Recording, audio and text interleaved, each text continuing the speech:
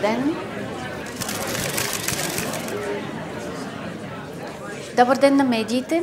Уважаеми представители на партия ГКП или иначе известни като Габровската карнавална партия, както знаете, след проведеният местен референдум за обособяване на автономна карнавална територия с център Габрово, имахте точно една седмица, за да направите своите проучвателни действия, да проведете разговори и да върнете проект на правителство. Вашата парламентарна партия, която няма вече на над 100 години, демонстрира ясна и последователна политика в развитие на карнавалното движение. Вярвам, че това ще продължи и в новата ви задача и ще вложите любов, труд и постоянство, за да я реализирате, и също така ще вложите любов, труд и постоянство в създаването на новия герб на обособената автономна територия. Разбира се, ако успеете да се справите с връченият ви мандат. Много ви благодаря, уважаема госпожо кмет. Благодарим ви за доверието. Ние от ГКП, Габровска карнавална партия, наистина подходихме изключително отговорно към поставената ни задача за проучвателен мандат. Тук в тази папка сме събрали имената на личности с местна, национална и международна експертиза. Да, много отговорно сме подходили, оптимизирали сме местата в Министерски съвет, защото при нас водещ принцип е по-малко, но по-качествени. Да ви представим и нашите номинации. За министър-председател предлагаме почетната председателка на нашата партия, мадемуазел Фелина Коткова.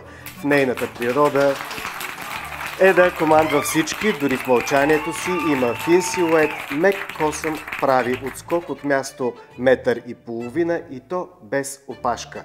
И най-вече пипа с копринени ръкавици. За министър на вътрешните работи и отбраната предлагаме господин Тервел Пулев. Той раздава топалки, гледа лошо и ще пази територията лично с червените си ръкавици. За министър на външните работи предлагаме госпожа Мария Бакалова. Тя е българския посланник в Холивуд, а освен това с нейната красота и очарование всички външни предизвикателства ще са в краката й. За министър на финансите предлагаме кралят на Саудитска Арабия Салман бин Абдул Азиз Ал Сауд. Човекът има излишество от петрол и финикийски знаци, а и е собственик на най-големия харем в света. Тук предвидливо сме му дали и Министерството на туризма. За министър на културата предлагаме господин Ути Бачваров, защото култура без кебабчета си е чиста халтура. За министър на образованието предлагаме Слави Клашара. Той може да накара средностатистически тинейджър да си остави телефона за 15 секунди, за да му задържи вниманието. За министър на труда и социалната политика предлагаме близначките инфлуенсърки Сузи и Рени, които на практика са едно цяло. Хем не работят, хем печелят добре, хем са хит в социалните мрежи. Това си е социална политика от всякъде, а освен това са и габровки. На земеделието и храните предлагаме Иван и Андрей заради техните постижения в фермата, а освен това на 6 месеца ще се ротират като Денков и Габриел. На здравеопазването предлагаме госпожа Алекс Богданска, здравен и лайфстайл инфлуенсър. Много й хареса миналия месец на биомъжите, сега иска гражданство. За министър на транспорта, иновациите и растежа предлагаме Илон Мъск. Всичко ще транспортираме с Тесла и космически ракети, а летището в Драгановци ще стане Габровския Байконур. Избрахме си да бъде Байконур, а не Хюстън, защото в Хюстън винаги има проблем. Всички останали традиционни министерски кресла ще бъдат управлявани от ChatGPT GB, не BG, защото все пак сме в Габрово. Това е всичко от нас, госпожо Христова. Заповядайте изпълнения мандат.